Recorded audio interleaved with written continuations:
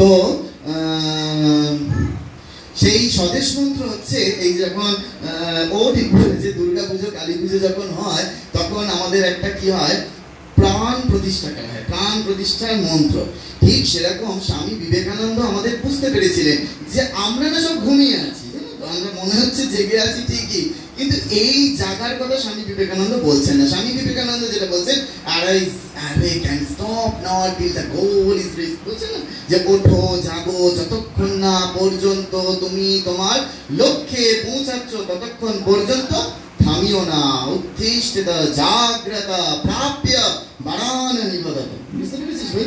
তো এই হচ্ছে ইংরেজি বাংলা সংস্কৃত তিনটেই ট্রান্সলেট করলাম। তো এই হচ্ছে যে আমরা যতক্ষণ না আমাদের গোল অ্যাচিভ করছি, গোল মানে লক্ষ্য, যে আমরা আমাদের লক্ষ্যে যতক্ষণ না পৌঁছাচ্ছি, সেটা আমার যার যার যেমন খুশি গোল হতে পারে।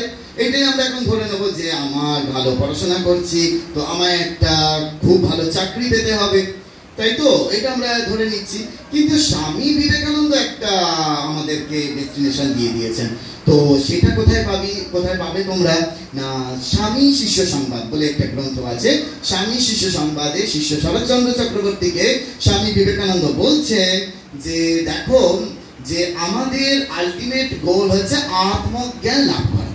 স্বামী বিবেকানন্দ বলছেন যে শ্রদ্ধাবান হ, বীর্যবান হ, আত্মজ্ঞান লাভ কর, পরহিতায় জীবনপাত কর, এই আমার ইচ্ছা ও আশীর্বাদ, এই আমার ইচ্ছা ও আশীর্বাদ। যে প্রথম কি বললেন, শ্রদ্ধাবান হ। এই যে শ্রদ্ধাবান কি, নিজের প্রতি শ্রদ্ধা এবং সঙ্গে সঙ্গে প্যারালালি যে অপরের প্রতি শ্রদ্ধা। আমি যদি নিজেকে শ্রদ্ধা করতে না পারি তাহলে আমি কখনো অপরকে শ্রদ্ধা করতে পারবো না, ঠিক আছে? তো সেই জন্য নিজের প্রতি শ্রদ্ধা, আমি কারোর কাছে ছোট হব না, আমি নিজে কাউকে ছোট করব না, ঠিক তো? একটা সুন্দর রবি ঠাকুরের গানে আছে, রাজা সবারে দেয় মান, সে মান আপনি ফিরে পান, মোদের খাটো করে রাখিনি কেউ কোনো দাসত্বে, নইলে মোদের রাজার সনে মিলব কি শর্তে, আমরা সবাই রাজা। স্বামী বিবেকানন্দ এই কথা শোনাতে এসছেন যে রাজা সবারে দেয় মান, আমি আপনি যদি মান দিতে পারি অপরকে, যদি আমরা যদি ছোট মনে করি, বাচ্চাটা বসে রয়েছে, আমরা যদি বলি আরে তুমি কিচ্ছু জানো না, তুমি খুব ছোট, হ্যাঁ তাহলে তোমার কথা শোনা হবে না, বলছে না সকলেরকে মান দিতে হবে। আমি যেন স্কুল কলেজে যখন পড়াতে যাই তো তখন একটা মানে লাইন বলি, হ্যাঁ তোমরা বলবে আমার সাথে, বলো, আমি একবার করে বলবো তোমরা একবার করে বলবে, হ্যাঁ? ক্ষুদ্র মোরা, একটু লাউডলি, হ্যাঁ তাহলে একটু তোমরা সতেজ থাকবে আর কি। ক্ষুদ্র মোরা তুচ্ছ নহে, বুঝিয়ে দিতে তাই, বিশ্বপতি মুক্তাগুলি, ক্ষুদ্র গড়েন ভাই। বুঝে গেল? মুক্ত মানে বুঝিস তো? হ্যাঁ, ওই মুক্ত থানিটের মতো বড় হয় কি? হয় না তো, একটা ছোট্ট দানার মতো, তাই না? কিন্তু তার ভ্যালু বেশি না থানিটের ভ্যালু বেশি? মুক্তর ভ্যালু বেশি। তাহলে ক্ষুদ্র মোরা, আমরা ক্ষুদ্র হতে পারি কিন্তু তুচ্ছ নই, আমাকে আন্ডার এস্টিমেট করা যাবে না। আমি ক্ষুদ্র হতে পারি, আমার ব্যক্তিগত জীবন থেকে বলতে পারি, আমার ছোটবেলা থেকে এটা ছিল যে ক্ষুদ্র হতে পারি কিন্তু তেজস্বী হতে হবে। স্বামী বিবেকানন্দ এটা প্রথম চাইছেন, ক্ষুদ্র মোরা তুচ্ছ নহে, বুঝিয়ে দিতে তাই, বিশ্বপতি মুক্তাগুলি। বিশ্বপতি মানে ভগবান, তাহলে ভগবান কি করলেন? মুক্তাগুলি তিনি তার সৃষ্টির মধ্যে দিয়ে বুঝাতে চাইলেন যে দেখো আমি ক্ষুদ্র করতে পারি, কিন্তু তাকেই যখন তোমরা ওই অলংকার করে পড়বে, গয়না করে পড়বে, তখন তোমার কত মানে মর্যাদা বেড়ে যাবে, তাই না? এরকম হয়। তো সেই জন্য আমাদের বারবার করে মনে রাখতে হবে আত্মশ্রদ্ধা। স্বামী বিবেকানন্দ বলেন শ্রদ্ধাবান হা, বীর্যবান হা, অর্থাৎ শক্তি অর্জন করো, ক্ষাত্র বীর্যের অধিকারী হতে হবে। তারপরে আত্মজ্ঞান লাভ কর, এটা ভেরি ভেরি ইম্পর্টেন্ট, যে আত্মজ্ঞান লাভ কর। কারণ আমাদের প্রত্যেকের ডেস্টিনেশন, আমাদের প্রত্যেকের জীবনের উদ্দেশ্য শ্রীরামকৃষ্ণ দেব এসে আমাদের বেঁধে দিয়ে গেছেন। কি বললেন? মানুষ্য জীবনের উদ্দেশ্য একমাত্র ভগবান লাভ। স্বামী বিবেকানন্দ সেটাই বলছেন, আত্মজ্ঞান লাভ, নিজেকে চেনা মানে ভগবানকে চেনা। আমাদের জীবনের উদ্দেশ্য সেই গোলক ধামে যাওয়া, আমাদের জীবনের উদ্দেশ্য সেই বৈকুণ্ঠ ধামে যাওয়া, আমাদের জীবনের উদ্দেশ্য শ্রীরামকৃষ্ণ লোকে যাওয়া, এইটাই আমাদের জীবনের উদ্দেশ্য।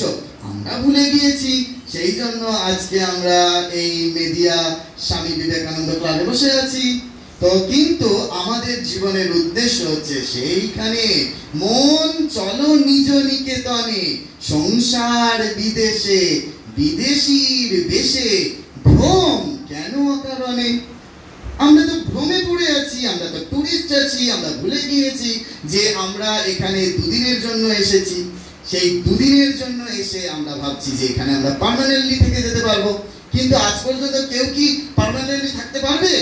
কেউ পার্মানেন্টলি এখানে থাকতে পারবে না। এখানে পার্মানেন্টলি থাকতে পারবো? পারবো না। তাহলে আমরা আমাদের কি এখানে রেখে যেতে পারবো? বলো দেখি আমার সাথে, চাল চিত্যাম চাল বিদ্যাম চাল জীবনম যৌবনম চলাচলম ইদম সর্বম কীর্তি যস্য সা জীবতি। বলা হচ্ছে চাল চিত্যাম, চিত্ত মানে হচ্ছে আমাদের মন, মনের গভীরতম অংশ সেটা হচ্ছে চিত্ত। সেটা বলা হচ্ছে চিত্ত যেথা ভয় শূন্য উচ্চ যেথা শিব। তো সেই চিত্ত আমাদের সেই রূপ হতে হবে যে বলছে চালার চিত্তাম, সেটা চলে যাবে, থাকবে না। ছোটবেলায় ওর যেমন এখন মনের অবস্থা, এদের মনের অবস্থা সেরকম নয়। আবার পিছনে যারা বয়স্ক মায়েরা বসে রয়েছে, চুলে কলপ লাগানোর সময় এসে গেছে, তাদের মনের অবস্থা সেরকম নয়। তাহলে আমাদের ওইটা চলে চলে চলে চলে চলে যাচ্ছে। যে মায়েরা এক সময় খুব সুন্দর করে মজা করে বলি আর কি, জানিস তো, যে ঢাকায় জামদানি আমদানি সব কিনে স্টোর করেছে আলমারিতে, আজকে যখন একটু চুলের রংটা সাদা হয়েছে তখন ওই স্টোর থেকে বার করে আর ওইগুলো পরা যাচ্ছে না, কেননা ওইটা আর পরার মতো বয়স নেই। সেটা বলে চালা চিত্যাম চালা বিদ্যাম, বিদ্যা মানে টাকা, সেটাও আর থাকবে না, সেটাও চলে যাবে। চালা জীবনে যৌবনাম, আমার জীবন যৌবন সব চলে যাবে। কি থাকবে? চালা চালাম ইদাম সর্বাম, জগতে যা কিছু আছে সব চলে যাবে। কীর্তি যস্য সা জীবতি, যেটা তুমি করে যাবে, যে কাজটা করে যাবে সেই কাজটা থেকে যাবে। স্বামী বিবেকানন্দ স্বামী বিবেকানন্দ বলছেন, জন্মেছিস যখন একটা দাগ রেখে যা। Very good. কিন্তু একটু ভেবে দেখো, এখানে একটা সুন্দর দেয়ালটা রয়েছে, তা এখানে এখন হয়তো 50-60 জন এসে উপস্থিত হয়েছে, তার বেশি উপস্থিত রয়েছে। তো আমরা এখানে প্রত্যেকে জন্মেছি, আমরা ভাবছি যে জন্মেছি যখন এখানে একটা করে দাগ রেখে যাবো। তাহলে দেয়ালটার কিরকম অবস্থা হবে রে? আর দেখতে ভালো লাগবে দেয়ালটা দেখতে? বল। হ্যাঁ, যদি আমি জন্মেছি, আমি একটা ড্র করলাম, ও জন্মেছে, ও একটা ড্রপ লাইন টেনে দিল। স্বামীজি তো বলেছেন যে জন্মেছি যখন একটা দাগ রেখে যাবো, আমরা জন্মেছি একটা করে দাগ রেখে যাবো। তাহলে কি হবে? দেয়ালটা দেখতে ভালো লাগবে কি? ভাল লাগবে না। পরম পূজ্যপাদ স্বামী লোকেশ্বরানন্দজি মহারাজ, নাম শুনেছিস কিনা জানি না, তো লোকেশ্বরানন্দজি খুব প্রাচীন সাধু ছিলেন। তো মহারাজজি এর ব্যাখ্যা দিয়েছেন, সেটা বলবো। লোকেশ্বরানন্দজি মহারাজ বলছেন, স্বামীজি এরকমটা বলেননি যে জন্মেছিস যখন একটা করে দাগ রেখে যাবে, মানে একটা করে না, একটা দাগ রেখে যেতে বলেছে। কি দাগ? না, স্বামীজি যে দাগটা কেটে দিয়ে গেলেন, স্বামীজি যে দাগটা লাইনটা টেনে দিয়ে গেলেন, সেই দাগের ওপর আমাদের একবার করে দাগটা বুলিয়ে দিতে হবে। ছোটবেলায় যখন তোরা সেই লেখা লিখতে শিখেছিলাম আমরা, যে একটা অ লিখে দিল, আমাদেরকে বলা হলো বারবার করে এই অয়ের ওপর ভালো করে বোলাও, অয়ের ওপর ভালো করে বোলাও, তাহলে অর লেখাটা কি হবে? প্র্যাকটিস হয়ে যাবে। গালে হাত দিবি না, সোজা হয়ে বস। তো ওই অ লেখাটা আমাদের কি হবে? প্র্যাকটিস হয়ে যাবে, শিখে যাবো। ঠিক সেরকম স্বামী বিবেকানন্দ যে লাইনটা টেনে দিয়ে গেলেন, লোকেশ্বরানন্দজি মহারাজ বলছেন সেই লাইনের ওপর আমাদেরকে দাগা বুলাতে হবে। কি বললাম?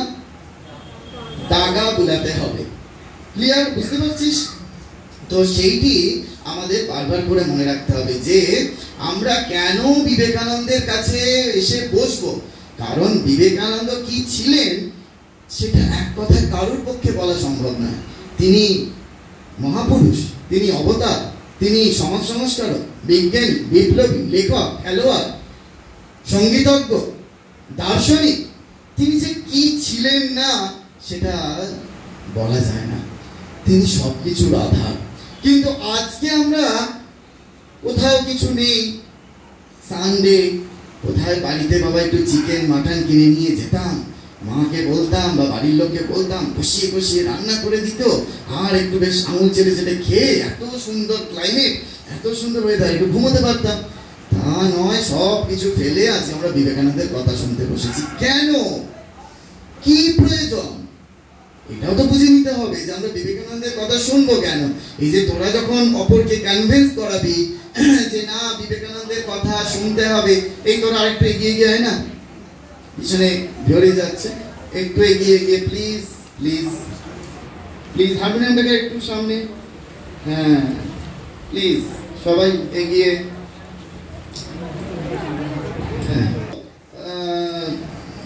স্বামী বিবেকানন্দকে কেন জানবো? স্বামী বিবেকানন্দকে জেনে আমার কি লাভ? কারণ এখন বর্তমান পরিস্থিতিটা যেটা চলছে ভারতবর্ষ তথা গোটা বিশ্বে, যে জাতিতে জাতিতে সংঘর্ষ, ধর্মে ধর্মে সংঘর্ষ, পৌরাণিক জীবনযাত্রার সঙ্গে আধুনিক জীবনযাত্রার সংঘর্ষ, পুঁজিবাদের সঙ্গে সমাজতন্ত্রের সংঘর্ষ, নারীবাদের সঙ্গে পুরুষতন্ত্রের সংঘর্ষ, এই সমস্ত সংঘর্ষ এখন জোটবদ্ধ হয়ে পড়েছে। এর থেকে মুক্তি লাভের উপায়, মানুষের অবস্থা কিরকম? মানুষ হাসতে ভুলে গেছে। কলকাতায় গেলে দেখবি লাফিং ক্লাব হয়েছে, হাসবার জন্য ক্লাব হয়েছে, হাসতে যাচ্ছে মানুষ। সুইসাইডের রেট বেড়ে যাচ্ছে, পেপার খুললেই দেখা যাবে যে মানুষ কেবল আত্মহত্যা করছে। কেন? এটা তো ভারতবর্ষের চিত্র নয়। তাহলে এর থেকে বাঁচার উপায় কি? এর থেকে বাঁচার উপায় হচ্ছে স্বামী বিবেকানন্দ রূপ মেডিসিন। যে স্বামী বিবেকানন্দ রূপ মেডিসিনকে নিত্য নিয়মিত খেতে পারবে, নিত্য নিয়মিত পড়তে পারবে, সে সেই শক্তির অধিকারিণী হবে। আচ্ছা, তোমরা সকলে গাড়ির লুকিং গ্লাস দেখেছো? দেখেছো তো? ছোট্ট একটা আয়না, সেই আয়নায় অনেক সময় দেখেছি যখন গাড়ি টাড়ি দাঁড়িয়ে থাকে, কেউ হয়তো হেয়ার স্টাইলটা ঠিক করছে, কেউ হয়তো মায়েরা লিপস্টিক ঠিক করছে, এরকম দেখেছি আর কি। সেখানে কিন্তু পুরো মুখটাকে দেখা যায়? দেখাই যায় না ভালো করে, তারই মধ্যে আমরা ওটাকে দেখার চেষ্টা করি। আচ্ছা, তাহলে এত ছোট আয়না, সেই ছোট্ট ক্ষুদ্র আয়নার বিপরীতে যদি একবার সূর্যের আলো এসে পড়ে কি হবে? সেই আয়নার দিকে তখন কি আমরা তাকাতে পারবো? দর্পণের দিকে তাকাতে পারবো? পারবো কি? পারবো না। কেন পারবো না? জোরে বল না রে বাবা। তার যে রিফ্লেকশন পাওয়ার সেটা এত বেশি যে আমরা চোখ ঝলসে যাবে। ঠিক সেরকম জানিস, আমরা হচ্ছে একটা ছোট ছোট আয়না, বৃহৎ সূর্য সম হচ্ছেন স্বামী বিবেকানন্দ। স্বামী বিবেকানন্দের বিপরীতে যদি আমরা নিজেদেরকে নিক্ষেপ করতে পারি, আমি ডেফিনেটলি বলছি যে আমার আপনার দিকে কেউ তাকাতে পারবে না। আমরা এত তেজস্বী হব। তবে কি এই তেজস্বিতার কারোর চোখ ঝলসে যাবে না। এই তেজস্বিতার দ্বারা সে উপকৃত হবে। যেমন শীতের সময় আগুন কি হয়? উষ্ণতার সহায়তা করে। ঠিক সেরকম তার জীবন সহায়তা করবে। যে বিবেকানন্দ রূপ কি বলে সূর্য, সেই সূর্যের বিপরীতে খালি নিজেকে নিক্ষেপ করতে হবে, ব্যাস। আমার আপনার অবস্থা ক্ষুদ্র হতে পারে, কিন্তু বিবেকানন্দের তেজ যদি আমার আপনার মধ্যে পড়ে, সেই তেজ নিয়ে আমি আপনি যেখানে ছুটে যাব সেখানে কল্যাণ সাধিত হবে। এতে কোনো সন্দেহ নেই, সংশয় নেই। তবেই বিবেকানন্দকে পড়া, তবেই বিবেকানন্দকে নিয়ে পথ চলা, তবেই বিবেকানন্দকে নিয়ে কাজ করা, সেটা সার্থক হবে। না হলে কি হবে জানিস? আমাদের সমস্যাগুলো একটু আলোচনা করলে ভালো। বিবেকানন্দের কথা তোরা সব বইতে পড়ে যাবি, আমি যেন ওই থরলি বিবেকানন্দের জীবনী কিছু বলি না কোথাও। এই যে বিবেকানন্দ বলছেন কাজ করো কাজ করো কাজ করো, খেটে খেটে তোরা মরে যা, আমার দিকে প্রাণ জুড়া। তো এখন স্বামীজি কাজ করার কথা বলেছেন, ডেফিনেটলি বলেছেন। কি কাজ? না, স্বামীজি বলছেন যে প্রথম হচ্ছে আমাদের নিত্য নৈমিত্তিক কাজ, দ্বিতীয় হচ্ছে আমাদের নিঃস্বার্থপরতার কাজ। আনসেলফিশনেস ইজ গড, স্বামী বিবেকানন্দের ভাষায়। নিঃস্বার্থপরতাই হচ্ছে ভগবান, নিঃস্বার্থপরতাই ভগবান। এখন আমরা তো নিঃস্বার্থপর হয়ে কাজ করছি, কিন্তু কাজ করতে গিয়ে প্রচুর প্রবলেম ফেস হয়। এখানে কি সেবা টেবা কাজ হয়? কোনো কাজ করিস তোরা? করিস। দেখবি যে যখন খাতা ডিস্ট্রিবিউশন হবে, মনে কর একটা কিছু ডিস্ট্রিবিউশন করছিস খাতা, তখন প্রচুর ছেলে পাবি, একেবারে ফটোশুট হচ্ছে, সুন্দর করে সে খাতা দিচ্ছে, কিন্তু খাতাটা দেওয়ার আগে যে খাতাটা বয়ে নিয়ে আসতে হবে না, সেই বয়ে আনবার সময় ছেলে পাবি না। তখন দেখবি একটা কি দুটি, তখন ছেলের অভাব। কিন্তু সেও বিবেকানন্দ পড়ছে, আর খাতার ডিস্ট্রিবিউশন যে করছে সেও বিবেকানন্দ পড়ছেন, কিন্তু তফাৎ অনেক বেশি, অনেক বেশি। স্বামী বিবেকানন্দ এগুলো পরিষ্কার ক্লারিফাই করে দিয়ে গেছে। আমরা বেলুড় মঠে দেখেছি, জানিস তো, বেলুড় মঠে কোনো মনে কর ইয়েতে গেল, ওই বড় বড় যে উৎসবগুলো হয়, ঠাকুর মা স্বামীজির বার্থডে সেলিব্রেশন, পাবলিক সেলিব্রেশন, সেখানে গিয়ে ভলেন্টিয়ারদের যদি জুতো ঘরে দায়িত্ব দেওয়া হয় না, বাংলার পাস হয়ে যায় মুখগুলো। ওরা ভেবে গেছে যে বাবা সব মহারাজদের সাথে থাকবো, তারপরে হয়তো এই খিচুড়ি ডিস্ট্রিবিউট করবো, কি লাইন মেনটেন করবো, একটু বেশ শাসনগিরি করবো, এই লাইনটা কেন ভাঙলেন, এরকম ভাবে দেখবেন ওই ভলেন্টিয়াররা খুব রেগে রেগে বলে, আমি তো ভয় পেয়ে যাই ওদের ওই বকুনি দেখে। তা ওই ওরা বলে এই লাইনটা কেন ভাঙলেন, ঠিক করে লাইনে আসো, এইসব ভেবে টেবে এসছে। এবার মহারাজরা হয়তো বলে দিলেন, না তোমার আজকে ওই শুজ ডিপার্টমেন্টে, মানে জুতো ঘরে তোমার আজকে ডিউটি। মহারাজ ওখানেই কি থাকতে হবে সারাদিন? হয়ে গেল। তাহলে স্বামী বিবেকানন্দের কাজ করতে এসেছি আমরা, কিন্তু আমার চয়েস মতো কাজ করতে হবে, যে না আমাকে এটা দিলে আমি করব। স্বামী বিবেকানন্দ কি বলছেন শোনো মন দিয়ে, স্বামী বিবেকানন্দের বাণী যদি পড়ো, সেখানে স্বামী বিবেকানন্দ বলছেন মনের মতো কাজ পেলে তো সবাই করতে পারে, যে সব কাজকে মনের মতো করে নিতে পারে সেই তো মহান। ক্লিয়ার? তাহলে বলেছিলাম বক্তৃতা দিলে হাততালি পড়বে, সত্য হলো? Very good. তো স্বামী বিবেকানন্দ এইভাবে বক্তৃতা দিতেন, যে বক্তৃতা দেওয়াটা শুধু বক্তৃতা দেওয়া নয়, রাজনৈতিক বক্তৃতা নয়, বক্তৃতার মধ্যে দিয়ে শক্তি প্রদর্শন হয়। এই যা বলছি সেইগুলো যদি অন্তরে গেঁথে নিতে পারো, তাহলে দেখবে জীবনটা ঠিক ঠিক গঠন হবে। আর নয়তো শুধুমাত্র ওই স্বামীজির কথা পড়ে গেলাম, কিচ্ছু বুঝলাম না, থোর করি খাড়া আর খাড়া করি থোর, এই তো দেখলাম। আমি এতদিন 14 বছর 15 বছর হয়ে গেল মঠ মিশনে যাচ্ছি, ভলেন্টিয়ারদের তো তাই তো দেখলাম, উঠছে ওই আত্মজ্ঞান লাভের দিকে কেউ সচেষ্ট হচ্ছে না। স্বামী বিবেকানন্দ চাইলেন তো আত্মজ্ঞান লাভ করো, সেটার দিকে কেন ধাবিত হব না? কি করে ধাবিত হব? এইটি নেক্সট প্রবলেমের কথা বলি। স্বামীজি বললেন কাজ করতে, আমরা কাজ করছি, কিন্তু কাজ করবার সময় যে প্রবলেমগুলো ফেস হবে, সেই প্রবলেমগুলো সলভ করবো কার কাছে গিয়ে, সেই লোক বড় অভাব জগতে, ভীষণ অভাব। আমি নিজের ছাত্র অবস্থায় কাজ করতে গিয়ে দেখেছি, একমাত্র মহারাজরা, একমাত্র সাধুরা ব্যতীত কোনো গৃহস্থের ক্ষমতা নেই যদি সেই গৃহস্থ সাধু জীবন যাপন না করে। অনেক গৃহস্থ আছে যারা সাধু জীবন যাপন করে, তারা হয়তো পারবে, ডেফিনেটলি পারবে, তারা সেই মীমাংসা করে দিতে, কিন্তু সাধারণ কারুর ক্ষমতা নেই যে এর মীমাংসা করে দেবে। কিরকম বলি, যারা কাজ করিস তবেই তারা প্রবলেম ফেস করবি, পথ চলতে গেলে তবে তো হোঁচট খাবি না। যদি বাড়িতে বসে থাকিস তাহলে তো হোঁচটটা কোথায় খাবো সেটা তো আমরা জানতে পারবো না। তাহলে যারা কাজ করিস, তাহলে কিরকম সব প্রবলেমগুলো ক্রিয়েট হয় সেটা বলছি। যে কাজ করতে গেলি, কাজ করতে গিয়ে দেখছিস যে ওর সঙ্গে আমার একটু মন কষাকষি হচ্ছে, ওর সঙ্গে আমার একটু ঝগড়া হয়ে যাচ্ছে, ওর সঙ্গে আমার ঠিক মানে মতের মিল হচ্ছে না, তাই হয় না?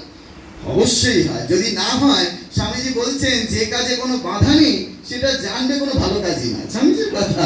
তো যদি বাধা আসে তবেই জানবে সেটা ভালো কাজ। তো সেই জন্য ওইটা তো আমাদের বেশি বেশি বেশি বেশি করে বাধা আসে। এখন সেই বাধাটাকে আমরা কি করে ওভারকাম করব? বাধাটা তো জেনে গেলাম যে এটা আমার বাধা আছে, এটা আমার ডিস্টারবেন্স করবে, এটা আমাকে প্রবলেম ক্রিয়েট করবে। তো কিন্তু সলিউশন কি আছে? শোনো, এই মায়েরা ভালো বুঝতে পারবে, একটা এক্সাম্পল দেবো। হ্যাঁ, এরাও বোঝে হয়তো। দেখবেন মায়েরা যখন মার্কেটে শাড়ি কিনতে যায়, হ্যাঁ, একটা দোকানে শাড়ি কিনতে গেল, শাড়ি কিনতে গিয়ে যে সেলসম্যান আপনাকে শাড়ি দেখাচ্ছেন, আপনি 10টা 15টা শাড়ি বার করালেন, বার করানোর পরে না, এটার থেকে আমার একটাও পছন্দ হচ্ছে না। তো তখন যে সেলসম্যান আপনাকে, মানে যে কি বলে এটাকে, কর্মী, তো কর্মী যখন ওই দোকানের দেখাচ্ছে, সে কিন্তু মনে মনে খুব বিরক্ত হচ্ছে যে ইস, এতক্ষণ ধরে খাটালো, এতগুলো শাড়ি আমাকে দিয়ে কলালো, কিন্তু একটাও পছন্দ হলো না। কিন্তু আপনাকে মুখে কিছু বলবে না, তখন একটা এক গ্লাস স্মাইলি দিয়ে আরেকটা দেখাই, তখন বলে বসবে যে আরেকটা দেখাই, মানে তখন চেষ্টা ছাড়বে না যে আপনার পছন্দ হওয়াটা নিয়ে। তো এখন সে কেন স্মাইলিটা দিচ্ছে? কারণ সে জানে যে ওই যে আপনি যে কিনতে গিয়েছেন সেই আপনার সঙ্গে সেই সেলসম্যানের কোনো লেনাদেনা নেই, কোনো লেনাদেনা নেই। ওই যে ক্যাশ কাউন্টারে মালিক বসে আছে, সে মালিক আমাকে অবজার্ভ করছে, মালিক দেখছে যে আমি যদি স্মাইলি না দিয়ে আরেকটা না দেখাই, আমি যদি আপনার সঙ্গে বাজে ব্যবহার করি, তাহলে আমায় মাসের শেষে বেতন কেটে নেবে, মাসের শেষে বেতন কেটে নেবে। আমার লেনাদেনা হচ্ছে মালিকের সাথে, যে কাস্টমার এসেছে তার সঙ্গে তো আমার লেনাদেনা নেই। আমাদেরও ঠিক তাই, আমাদের লেনাদেনা হচ্ছে ভগবানের সাথে। ভগবান আমাদেরকে অবজার্ভ করছে, আমরা স্মাইলি দিয়ে সব সময় সকলের সাথে কাজ করে যাব, কাস্টমার তো আমরা আছি, তো আমাদের আপনাদের সাথে কোনো লেনাদেনা নেই। ক্লিয়ার? বুঝে গেল? সমস্যা সলভ হলো? তো এইরূপ ভাবে যদি আমরা সমস্যায় পড়ি, তো আমাদের মনে করতে হবে যে স্বামী বিবেকানন্দ আমাদেরকে অবজার্ভ করছে। স্বামী বিবেকানন্দ আমাদের জীবনের শেষে এই যে ওই ছোট্ট সৌদিক এত সুন্দর গান গাইলো, সেই গানের শেষ লাইনে বলা হলো, তব কাজে যেন জীবন যায়, বীর সেনাপতি বিবেকানন্দ ওই যে ডাকিছে আয় রে আয়। তো এই তব কাজে যেন জীবন যায়, যে আমার তোমার আলটিমেট যে স্বামীজির কাজ করতে করতে কি আমার জীবনটা যাবে? না আমি ওই বিছানায় শুয়ে শুয়ে মরে যাবো। পরম পূজ্য বাসনী চেতনানন্দজি মহারাজ নাম শুনেছি? সার্চ করে দেখবি, মহারাজ এখন হলিউডে আছে, আমেরিকাতে বহু বছর ধরে আছেন। মহারাজের প্রচুর বিখ্যাত বিখ্যাত বই আছে। তো সেই মহারাজ বলেছেন এই শরীরকে, যে মহারাজ বলতেন যে দেখ, ওই বিছানায় শুয়ে শুয়ে মরবি না, বিছানায় শুয়ে শুয়ে মরা ভালো না। যখন শরীর খারাপ হবে তখন বেশি বেশি করে কাজ করবি, কাজ করতে করতে শরীরটা চলে যাবে। তারপরে এই লাইনটা আমাকে শুনিয়েছিলেন, স্বামীজির গানে আছে, তব কাজে যেন জীবন যায়। এইটা শুধু গান গাইলে হবে না, গানের কথাগুলোকে অনুভবে আনতে হবে, গানের কথাগুলোকে আচরণে আনতে হবে। এই যে আমরা বললাম আমাদের একটা নিজস্ব গোল থাকতে পারে, যে আমার গোল কি, আমার লক্ষ্য কি, না আমার একটা ভালো চাকরি পেতে হবে, আমার একটা ভালো ক্যারিয়ার তৈরি করতে হবে।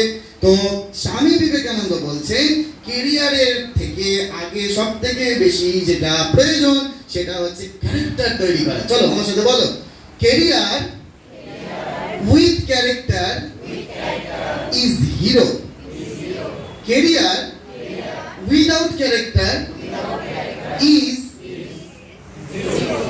Very good. এবার ওদের জন্য একটা হাত দেন, ঠিক আছে? দেখ তোরাই বলে দিচ্ছিস। তাহলে career with character is hero, career without character is zero. যে আমরা যদি ক্যারিয়ার তৈরি করব, আমরা চাকরি করব, আমরা ভালো টাকা ইনকাম করব, কিন্তু আমার যদি চারিত্রিক দৃঢ়তা না হয়, আজকে তো দেখতে পাচ্ছি সার্জিকরের সেই ডক্টর, তিনি কত শিক্ষিত, কিন্তু তার চরিত্র হয়তো ঠিক নাই। তাহলে স্বামী বিবেকানন্দ কি চাইলেন? ক্যারিয়ার তৈরির সাথে সাথে ক্যারেক্টার তৈরি। মানতে রাজি সকলে? এক বাক্যে স্বীকার করতে পারো তোমরা? তাহলে তোমরা কি করবে? তাহলে তোমরা আগে ক্যারেক্টার তৈরি করবে।